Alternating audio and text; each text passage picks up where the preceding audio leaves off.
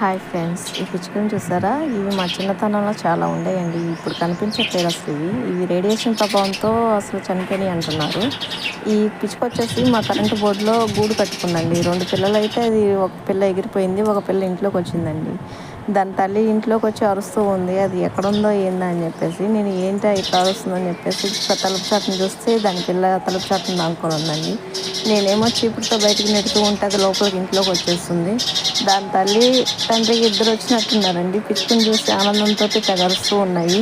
చిన్నగా ఎలాగోలాగా తల్లి దగ్గరికి చేర్చానండి. తల్లి ఏమో ఎగరమని చెప్పేసి ట్రైనింగ్ ఇస్తుంది. దానికి ఇప్పుడు పాపం ఇప్పుడే కదా పుట్టిన పిల్ల, దానికి ఎగరటానికి రెక్కలు ఇంకా రాలేదు కాబట్టి ఎగరలేకపోతుంది. అదేమో ఎగరు ఎగురు అని చెప్పేసి ట్రైనింగ్ ఇస్తూ ముందుకు వెళ్ళిపోయింది తల్లి. చిన్నగా అలాగే పిచ్చుక పిల్ల కూడా వెళ్తూ ఉంది. చూడండి ఎలా వెళ్తుంది తల్లి కాడికి. అలాగే చిన్నగా ఎగురుకుంటూ పైకి వెళ్ళిపోయిందండి. ఈ వీడియో మీకు నచ్చితే కామెంట్ చేయండి. Thank you friends.